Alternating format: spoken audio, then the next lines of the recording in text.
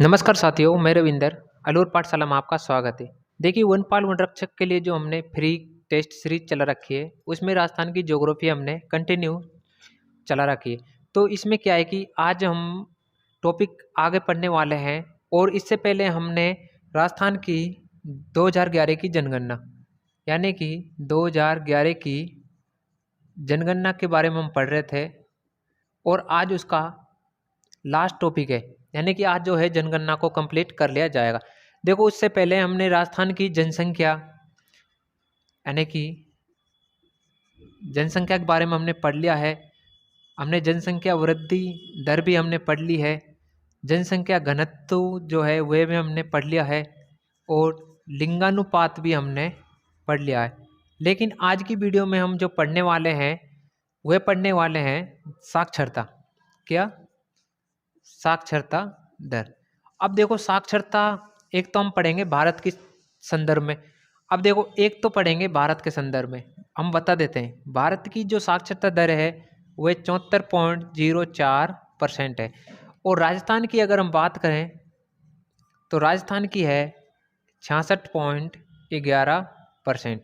कितनी है? 11% है। अब देखिए, अब हम साक्षरता की परिभाषा क्या है। देखो, एक तो होता है 7 वर्ष या 7 वर्ष से अधिक। अगर इस कैटेगरी में जो भी शामिल है अपने भारत में, वह साक्षरता का नियम जो है उनका पालन होता है, यानी कि उसको साक्षरता की परिभाषित कर सकते हैं। यानी कि 7 वर्ष या 7 वर्ष से अधिक जो व्यक्ति होता है उसे साक्षरता में गिन लिया जाता है। अब हम बात करेंगे, देखो, राजस्थान की कुल साक्षरता कितनी, कुल साक्षरता। अब देखो, राजस्थान की जो कुल साक्षरता है वह है 66.11%। उसके बाद आती है पुरुष की साक्षरता। किन की?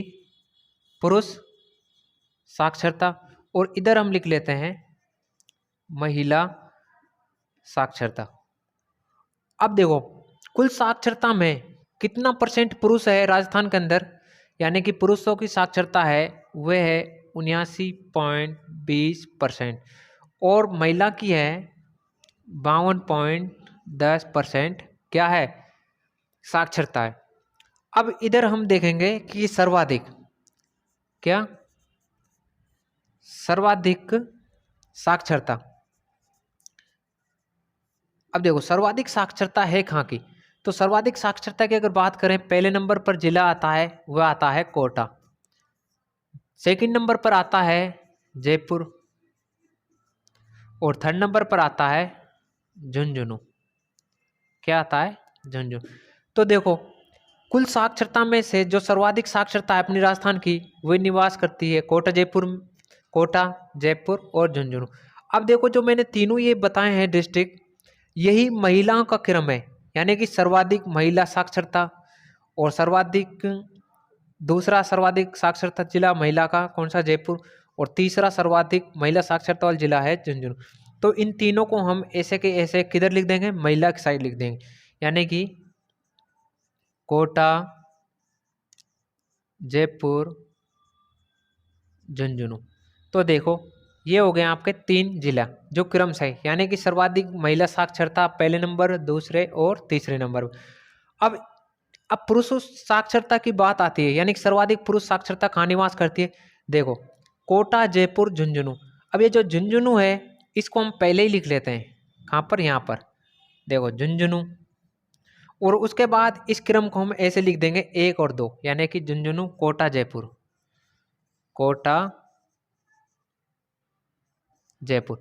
अब देखिए, अब यहाँ से आप पता लगा सकते हैं कि सर्वाधिक पुरुष साक्षरता झुंझुनू की है, सेकंड नंबर कोटा और थर्ड नंबर पर जयपुर। अब देखिए, ये तो हो गए सर्वाधिक।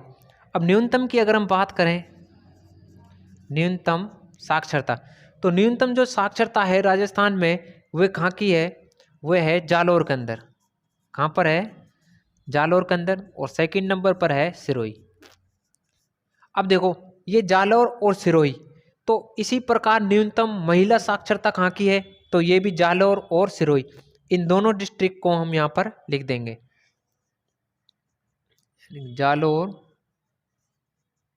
सिरोही, ये 2 हो गए। उसके बाद पुरुषों की अगर बात करें तो ये थोड़ा सा डिफरेंट है। इसका जो सर्वाधिक पुरुष साक्षरता है वह है प्रतापगढ़ का। कहाँ का? प्रतापगढ़ का है। और सेकंड नंबर पर जो डिस्ट्रिक्ट है वह है बांसवाड़ा। कौन सा है? बांसवाड़ा। अब इसी प्रकार हम, ये तो होगी राजस्थान साक्षरता के बारे में कंप्लीट बात है। अब देखो नेक्स्ट हम बात जान लेते हैं।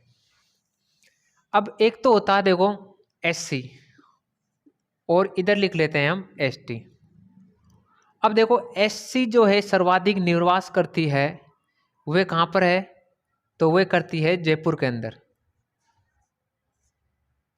और जो न्यूनतम निवास करती है, यानी कि सर्वाधिक और न्यूनतम, अब न्यूनतम जो निवास करती है वह करती है जैसलमेर के अंदर। अब एसटी की अगर हम बात करें तो एसटी जो सर्वाधिक निवास करती है वह जयपुर के अंदर सेम है, और कम करती है वह है नागौर। तो ये आपको क्रम बिल्कुल पता होना चाहिए, पेपरों में पूछा जाता है। और एक होती है कार्यशील जनसंख्या। कौन सी? कार्यशील जनसंख्या। ये भी इंपॉर्टेंट है, पूछ लिया जाता है कि सर्वाधिक जो कार्यशील जनसंख्या है वह कहाँ पर निवास करती है? वह करती है जयपुर के अंदर, और न्यूनतम करती है जैसलमेर के अंदर।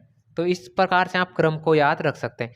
तो देखो 2011 की जनगणना के जितने भी हमको पॉइंट्स पढ़ने थे 3 वीडियो में हमने बिल्कुल कंप्लीट कर लिए हैं। अब उसके बाद इधर मैं और बता देता हूँ, जो आपको 16 मई को जो एग्जाम हुआ था होमगार्ड का, उसमें कौन सा क्वेश्चन पूछा गया था। तो देखो एक ये वर्ण और लिख लेते हैं हम। देखो हिंदू, मुस्लिम, सिख, ईसाई, जैन और बौद्ध। अब देखो ये कहाँ कहाँ पर सर्वाधिक निवास करते हैं, कहाँ पर इनकी जनसंख्या सर्वाधिक है ये। अब देखो बौद्ध धर्म, ये जो है आपका 16 मई को जो एग्जाम हुआ था होमगार्ड का, उसके अंदर ये पूछा गया था, ये 2022 में। अब देखो हिंदू जो सर्वाधिक निवास करते हैं वे कहाँ पर हैं? कहाँ पर हैं वो? और मुस्लिम, अब देखो मुस्लिम जो निवास करते हैं सबसे ज्यादा वे हैं जैसलमेर में। कहाँ पर है? जैसलमेर के अंदर निवास करते हैं। और देखो सिख, सिख जो है, सिखों का एक गुरुद्वारा बहुत बड़ा राजस्थान के अंदर, बुड्ढा जोड़ जी का, कहाँ पर है? गंगानगर के अंदर है। तो सिख जो है सर्वाधिक निवास करते हैं, या तो आपको गंगानगर मिलेगा फर्स्ट पर, अगर ये नहीं मिलता तो आपको हनुमानगढ़ मिलेगा। अब ईसाई, अब देखो ईसाई जो है आपको कहाँ पर मिलेगा? वो मिलेगा आपको बांसवाड़ा के अंदर। कहाँ पे मिलेगा? बांसवाड़ा के अंदर ये सर्वाधिक मिलेंगे। और जैन जो है ये आपको कहाँ पर मिलेंगे? ये मिलेंगे उदयपुर के अंदर, ये सर्वाधिक उदयपुर में निवास करते हैं। और बौद्ध मिलेगा अलवर के अंदर। तो ये आंसर बिल्कुल इसका राइट माना गया था, तब पेपर में पूछा गया था। और जो हिंदू हैं ये सर्वाधिक कहाँ पर हैं? तो ये हैं जयपुर के अंदर। कहाँ पर हैं? जयपुर के अंदर। तो ये हिंदू, मुस्लिम, सिख, ईसाई, जैन और बौद्ध, ये भी आपको क्रम से याद होने चाहिए कि कहाँ कहाँ पर ये सर्वाधिक निवास करते हैं। तो इस सर्वाधिक का क्या है? क्रम है। तो इस प्रकार से जो राजस्थान की 2011 की जनगणना है, इसमें हमने कुछ भी नहीं छोड़ा है, सब कुछ लगभग कंप्लीट कर लिया है। तो मिलते हैं तब तक की नेक्स्ट वीडियो में, नेक्स्ट क्लास में। धन्यवाद।